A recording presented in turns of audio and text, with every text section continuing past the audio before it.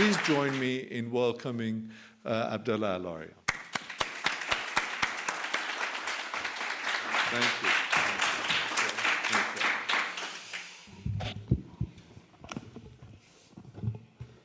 Thank you so much to Dr. Kamrava, to everyone here at CIRS for inviting me back. This is the second time I've done a monthly dialogue. And also thank you, of course, for the faculty fellowship this year that has allowed me to continue to do the kind of research that I'm hoping to present to you this evening. And thank you to all of you for joining us this evening. I see a lot of students here. It's really great that you could make it as well, given I know that this is now the final season.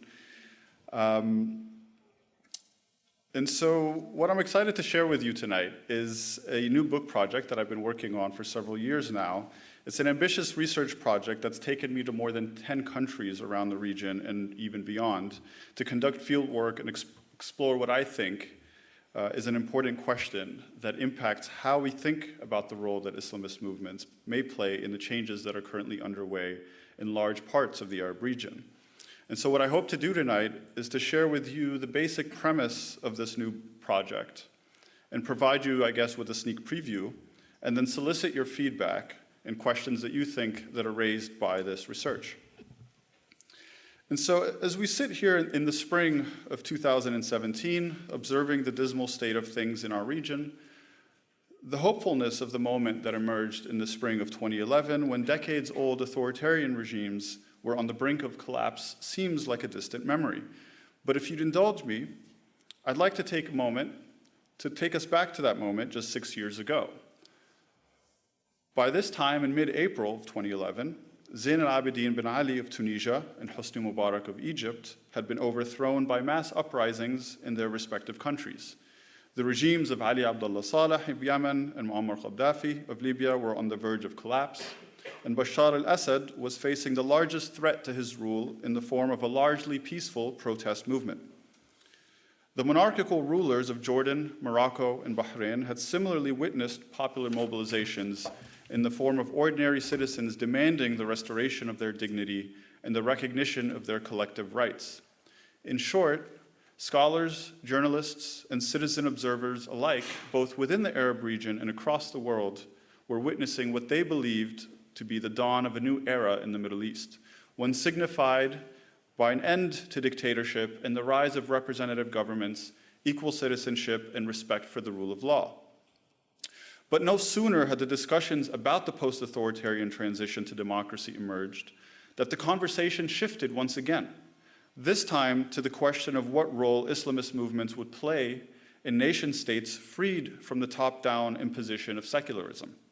Some critics warned that the vacuum left by secular authoritarian rulers would simply be filled by a new tyranny in the form of political Islam. As political parties representing the Muslim Brotherhood school of thought popped up in one country after another and proved to be the social movement most capable of exploiting the country's nascent political opening, the Arab Spring, it was suggested, would give way to an Islamist winter, in which these parties undermined notions of national citizenship and ended and eroded state borders, culminating in the unification of Muslim Brotherhood movements from Morocco to Yemen, and perhaps even bringing about the restoration of the caliphate. Of course, anyone who closely followed the post-uprising developments in places like Tunisia, Libya, Egypt, and Yemen knew this to be a complete fallacy. Parties like the Ennahda movement in Tunisia, the Freedom and Justice Party in Egypt, the Justice and Construction Party in Libya, and the Islah Party in Yemen were far more focused on their respective domestic affairs than on fulfilling the goals of some abstract, transnational, and ideological and political project. In fact, the posture of these parties over the course of the past several years has only confirmed what has been plain to see for some time, that traditional Islamist groups that emerged out of the Muslim Brotherhood school of thought have adapted their missions to their local political and socioeconomic contexts. Now, the way that events have since unfolded, from the military coup in Egypt to the civil wars in Syria, Libya, and Yemen, have derailed this conversation somewhat. But as a historian by training, I have the luxury of taking the long view of things. And so I propose to revisit our understanding of Islamism with an eye toward its nationalist inclinations. That's essentially the question that this project is asking. If we look back at the history of a transnational movement on the order of the Muslim Brotherhood, recognized by most people as the prototypical representative of the phenomenon of political Islam, what would its relationship be to its respective national contexts in every place that it appeared? Is there one version of al-Ikhwan al-Muslimin, or are there many? If there are indeed many Ikhwanisms, as it were, how does the national context determine what shape they've taken through the years? I'd argue that there are several reasons that the current moment presents a critical juncture in our need to reassess our understanding of Islamist movements. First, by looking back at the past through a fresh lens, we come away with a different image of the historical legacy of political Islam, one that would have led observers to draw vastly different conclusions about their ability or even their desire to form transnational bonds in a post-authoritarian order. Secondly, in the face of a growing regional and global insurgency by groups such as Al-Qaeda and the Islamic State, it is perhaps more important now than ever to distinguish between different strands of political Islam. Those that have by and large remained within the modernist Islamic tradition with its acceptance of nation states, and those that have categorically rejected the designation of states in favor of a radically different political order. Finally, this is also a worthwhile moment to re-examine the role of Islamist movements because of the continuing possibilities they hold for the future of a region that is currently in the midst of one of the most turbulent eras in modern history. If one looks around, there's a starkly different picture emerging depending on whether we examine the role of these movements in contexts like Morocco, Jordan, Kuwait, Tunisia, or their more highly contentious role in countries like Libya, Syria, Egypt, and Yemen. This is particularly crucial in light of the blanket designation of the Muslim Brotherhood as a terrorist organization by several regional powers, a position that has been openly lauded by the current US administration. So in light of the chronic lack of contextualization that dominates much of the policy debate around the question of Islamism, I would put forward the argument that the Muslim Brotherhood is a specific brand of Islamism with roots in the early 20th century Islamic modernist tradition, should be viewed as a nationalist force whose mobilization campaigns cannot be viewed in isolation from the broader developments within the state-building projects of the 19th and 20th centuries in the Middle East. So what I'm essentially suggesting here is to write Islamists back into the nationalist histories of Arab states. I believe there are several reasons why these expressions of political Islam have been largely excluded from nationalist narratives across the Arab region. I think all of these are problematic, but I'll list each of them briefly and then offer my critique. The first of these is conceptual. That is, the ways in which scholars have defined nationalism has tended to exclude any movements or ideologies that place religious identity at the core of their program. Secondly, one could point to the historiography of Arab societies that privileges state-centered narratives and has tended to marginalize the voice of non-state actors that did not exercise political power during the critical phases of state building and national identity formation. Thirdly, one can also look at the posture of the movements themselves, which have historically disavowed any relationship to the nationalist movement and developed an ideological program that was committed to countering the dominant nationalist paradigms in their respective contexts. And a final point, which I may not have time to get to today, concerns the geopolitical calculations made by Western powers in the post-colonial era as to what or who constituted a nationalist.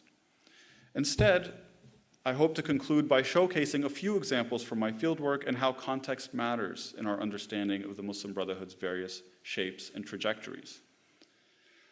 So first, onto the conceptual question. Theories of nationalism emerged in the modern period to attempt to explain the process by which people were bound together by a collective identity, and in turn, the ways in which that collective identity tied them to a state structure. The process of identity formation developed over a period of time, and in most cases would become territorially bound. According to Ernest Gellner, this process was a direct outcome of the Industrial Revolution and the subsequent homogenization of culture to a set of common symbols and, at its core, language. Anthony Smith pushed this notion further, arguing that nations were modern constructs made up of several criteria, among them a common mythology, shared history and culture, and strong bonds of solidarity tied to a particular geographic location. Although Smith traces the process of national identity formation through the political, economic, and cultural revolutions of the 19th century Europe, he does allow for what he calls ethnic, genealogical conceptions of the nation in non-Western societies. But it was really Benedict Anderson who began to problematize nationalism as not only imagined, but imagined in the self-image of Western industrial societies, resulting in nationalist movements in the colonized world that often tended to appropriate the same criteria for their nationalist projects as their colonizers. The role of religion, for instance, which had become subsumed under a broad set of categories that defined European national identities, meant that any movement that defined itself in religious terms, as many did in the 19th century, from Abdul Qadir in Algeria to the Mahdi in Sudan, could not possibly have resisted colonial intrusions on the basis of nationalist inclinations, according to these narrow definitions put forward by scholars. Neither, for that matter, could the Muslim Brotherhood of interwar Egypt have qualified as a nationalist force, even as it advocated for a new ethical basis around which to organize the state and society in the early years after Egyptian independence. And so this brings me to my next point, which is that the development of powerful state-centered historical narratives of the Middle East during the 19th century that tends to exclude religiously inspired movements and reformers in favor of secular reformers who instituted European modernization policies within their societies. So modernizers, from Mustafa Rashid Pasha in the Ottoman Empire to Muhammad Ali in Egypt, launched efforts to reform their militaries, their legal codes, their education systems, and taxation policies, among other things. But quite often, these policies continued under the auspices of colonial rule by British and French administrators. Given Europe's changing relationship with the role of religion in its own societies, and its historical hostility to Islam in particular, it was no surprise that some religious practices would be marginalized in Muslim societies undergoing modernization. Reformers like Muhammad Abdu confronted these developments by adapting traditional Islamic institutions to the challenges of modern life. Though he was a senior Azhari scholar and rose to become the Mufti of Egypt at the turn of the century, Abdu represented a minority of religious officials, many of whom tended to hold to classical interpretations of Islamic law. So the official historiography follows the core group of Abdu's disciples who formed Egypt's nationalist movement, people like Saad Zaghlul and Mustafa Kamil, while minimizing the role of his other followers who continued to agitate for greater representation of Islamic values in a rapidly changing society, especially following the 1924 abolition of the caliphate, which was, of course, the symbol of religious and political authority in the Islamic world that had stood for 13 centuries. That overlooked line within the genealogy of modernist Islamic reformers continues from Muhammad Abdu to Rashid Rida, and soon after to Hassan al-Banna, a schoolteacher born in an Egyptian village and educated, it should be mentioned, at Cairo's Dar al-Ulum, one of the country's modern institutions of higher learning. Banna founded the Society of the Muslim Brothers in 1928. With the opening up of political space during the interwar period, the Muslim Brotherhood positioned itself as a movement that preached social reforms, supporting the country's continued modernization while adhering to Islamic principles. At a time when there appeared to be an increasing divide between the country's political and religious elites, and the latter seemed incapable of challenging their effective marginalization, Banna believed that ordinary people could advocate on behalf of their religious ideals.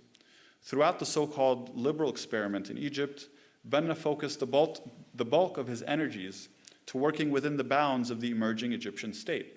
He wrote letters to King Farouk, he challenged the Liberal Weft Party in parliamentary elections, and he even held talks with British colonial officials. But as the Muslim Brotherhood represented a religious movement seemingly opposed to the liberalizing effects of state building, much of that history exists on the margins of Egypt's official historiography. This is not to say that scholars have completely ignored the role of Islam in shaping national identity. On the contrary, the literature on Arab nationalism is replete with examinations of 20th century nationalist thinkers and political leaders like Abdul Rahman al-Bazzaz or Sati al-Husri and Michel Aflaq, all of whom believed strongly in the role of Islam as a cultural force that was crucial in shaping Arab national identity. But inasmuch as Islam was judged to have played a critical role in shaping national identity, the line was drawn at Islamism, which was viewed at best as a marginal force in society, and at worst as a voice of active opposition to nationalist movements. So consequently, just as these official histories place secular Arab leaders at the center of the story of Arab nationalism, early studies of Islamism also tended to isolate these movements from the broader nationalist narratives. While they offered critical contributions to the understanding of the rise of Islamism as a consequence of modern developments, these studies ultimately concluded that such movements represented an aberration from the broader march of secular nationalism.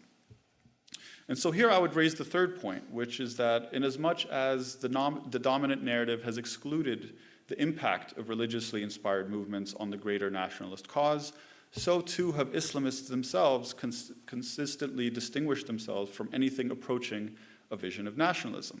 In the very roots of its ideology, the Muslim Brotherhood disavows the notion of nationalism as a narrow designation meant to undermine the bonds of Islamic solidarity that transcend artificially constructed physical borders and cultural boundaries. Benna's speeches are replete with references to nationalism as a tool of Western colonialism to carve up and exploit Muslim lands. And by no means has that message been limited to the first half of the 20th century. One wouldn't have to look far to find instances of contemporary Islamist leaders continuing to disavow nationalist sentiments as a harmful distraction from the most pressing crises in the Muslim world, from Palestine's continued occupation to the invasion and occupation of countries like Afghanistan, Lebanon, and Iraq. But here I would suggest that it's imperative to examine not only the words of Islamist movements as represented in their official ideological programs, but to examine the deeds of these movements as well in the course of their everyday political action, as well as the structural developments within the movements themselves. So despite its intellectual claims to upholding a particular Islamic orthodoxy, the Muslim Brotherhood was not a traditional movement seeking to recreate the political and social structures of a bygone. It maintained an intricate structure with elected representatives at local levels. It, even as Benna's movement used Islamic terminologies for its various institutions, it functioned much like a community association or a modern political party. Although he critiqued the partisanship of Egypt's liberal experiment, he nevertheless himself stood in parliamentary elections on multiple occasions. His followers continued to advocate for a political and socioeconomic order that reflected Islamic ethical values. They pushed for censorship of objectionable content in books and films. They lobbied banks to forego the use of interest, and they demanded that the parliament be required to pass laws only in accordance with Islamic legal principles. In other words, all of their activism was built around the movement's acceptance of the social structures and state institutions that were premised upon nationalist identification. In the second half of the 20th century, as many Arab states transformed into secular military dictatorships, social movements of all ideological stripes were largely repressed. Islamist movements were considered the most threatening to many Arab rulers and their foreign sponsors for a number of reasons. Because they appealed to a deeper sense of religious identity, Islamists were thought to have consistently undermined the narrower and more artificially constructed secular nationalism promoted by regimes within their society. The agendas of Islamist movements were also diametrically opposed to the aims of the states they sought to influence, from the calls for democratization and religiously inspired reforms to the demands for a foreign policy that challenged foreign intervention in the region and promoted solidarity with oppressed Muslim populations.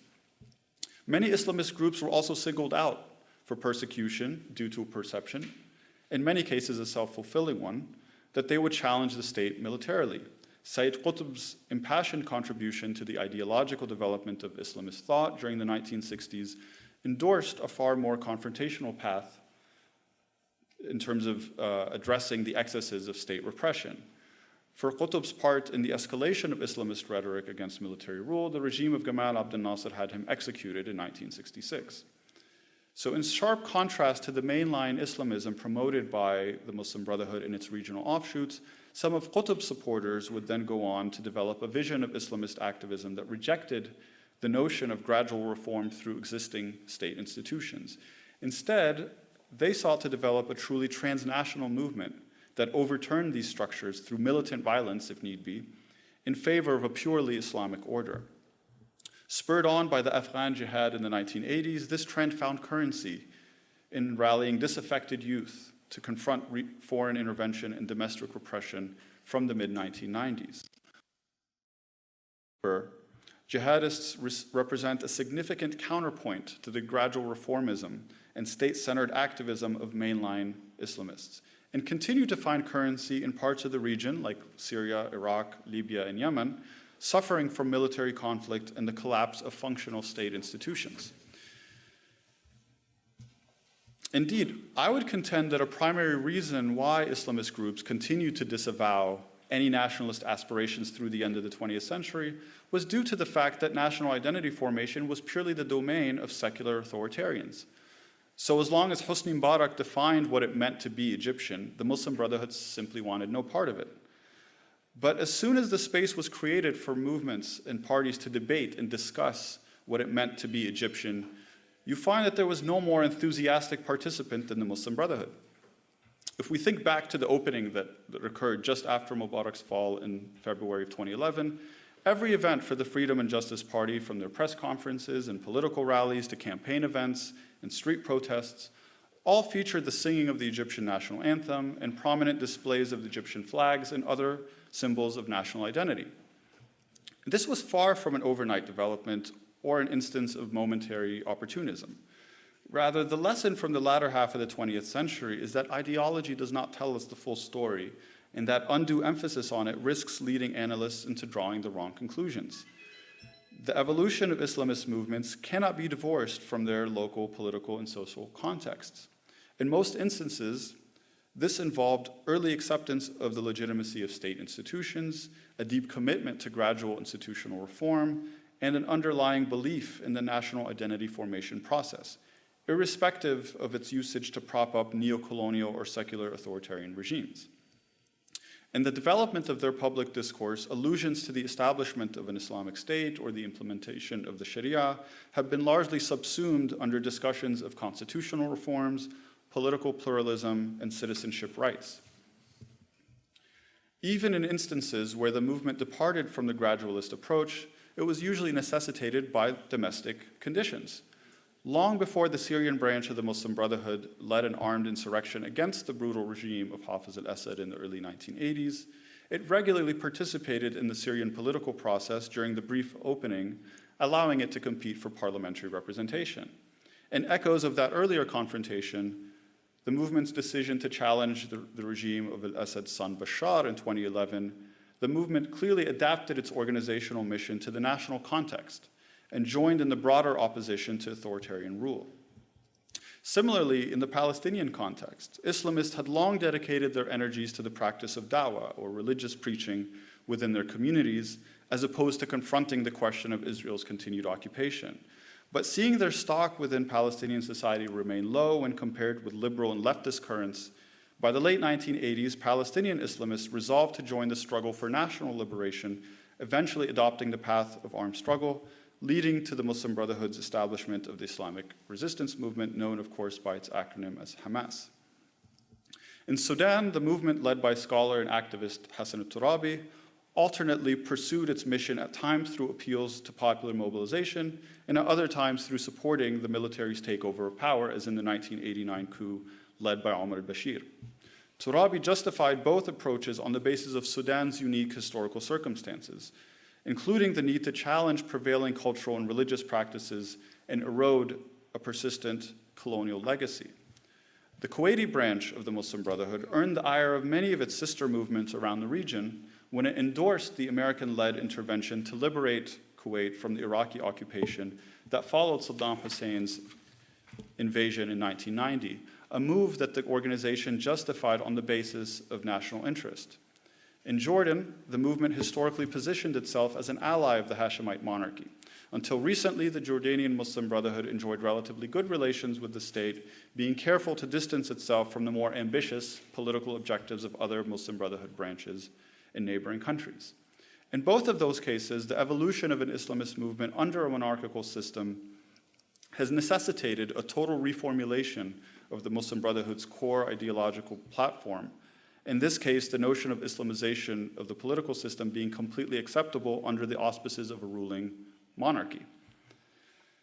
But shifting back to Egypt, in spite of its historic conflict with the regime, by the early 2000s, the Muslim Brotherhood had managed to carve for itself a comfortable place within Egyptian society. It offered essential social services such as schools and clinics, while continuing to press the government for democratic reforms.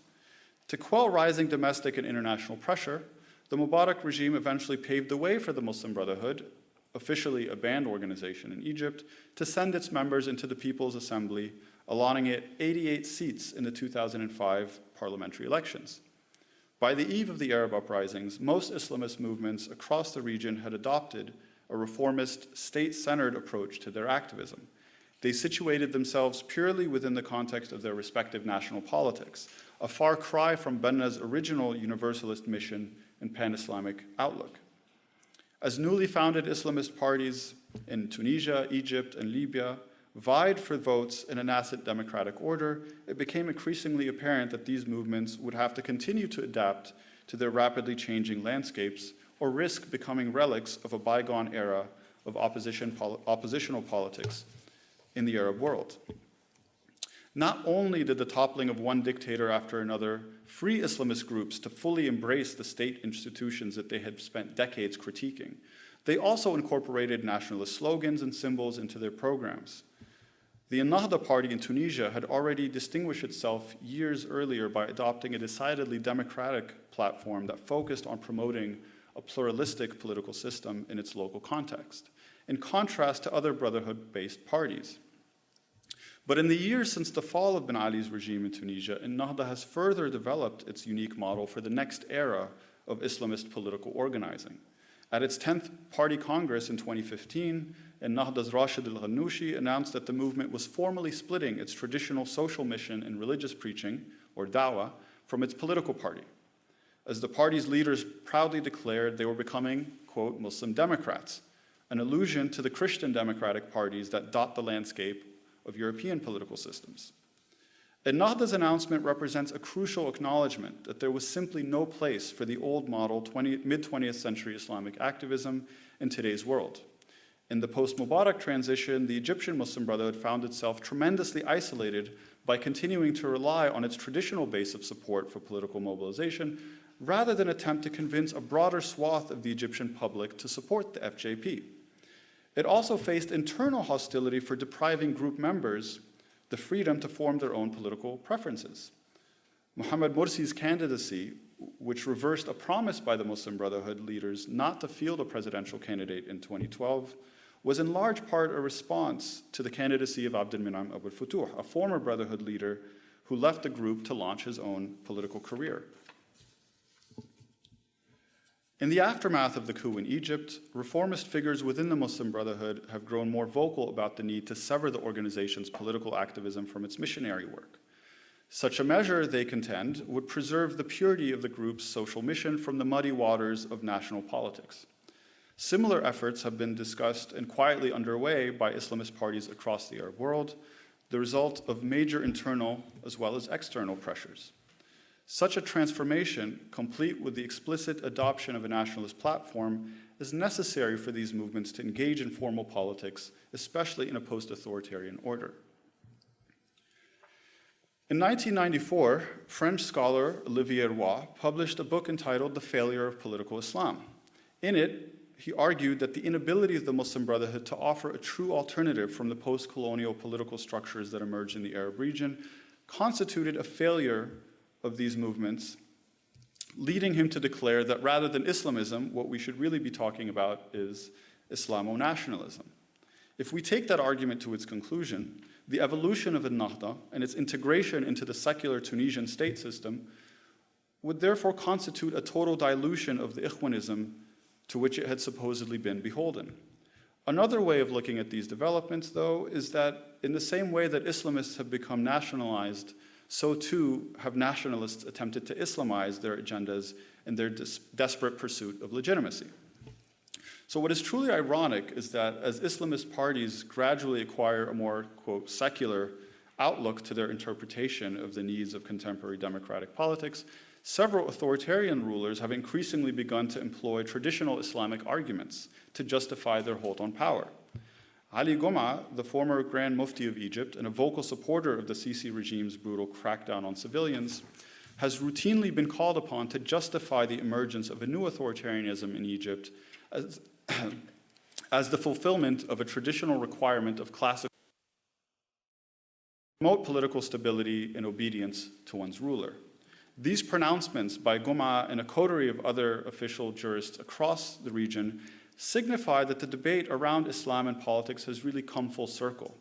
The perceived failure of the state's religious establishment to represent the aspirations of believers in the face of tyranny is what inspired Benna to launch his movement nearly 1 century ago. But over the course of the past decade, Islamist groups have abandoned the slogan of Islam is the solution as a simplistic catchphrase in favor of an emphasis on particular values that their evolving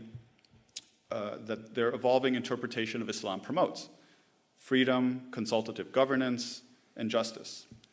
Indeed, the challenges that the latest iteration of Islamist activism faces are the same ones that confront political parties of all ideological stripes, namely how to ensure that governments represent the interests of the majority of their citizens, especially at a time when more people face the dangers of a vast economic inequality and the lack of basic rights of freedom and security than at any other time in the recent past.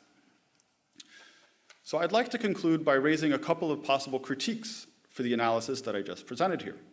First, the notion that Islamist movements can and should adopt a nationalist paradigm through which to pursue their activist missions is challenged in a number of different contexts where religious identity represents a source of deep conflict and division within the states that lack religious homogeneity.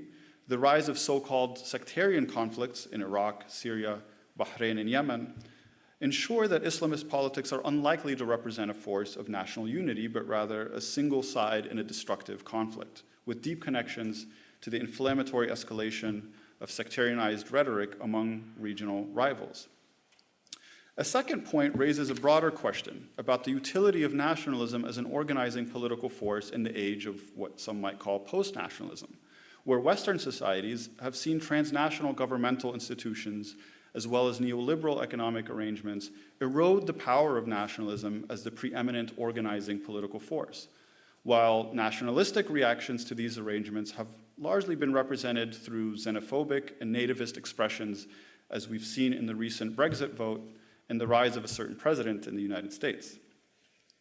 But back to the region that concerns us for the moment. One can see this conflict playing out in ways that are not too dissimilar. The fracturing of national identities and the collapse of state institutions in some countries threatens to leave Arab societies facing one of two choices: the tyranny of revived authoritarian rule or the terror of a ruthless militant insurgency. Neither of these forces represents a viable path toward a stable future, but they nonetheless pose a deeper challenge to Islamist groups attempting to forge a movement for national conciliation. The Islamic State offers a vision of the Middle East free from the borders and national identities that reflect a legacy of colonial exploitation and authoritarian rule. The Assad regime imposes a narrow vision of Syrian nationalism that it aims to impose through brute force. This ensures that the challenge facing opposition movements around the region is to forge a third way, one that is inclusive and views national identity as a path toward popular empowerment of societies in a new political order.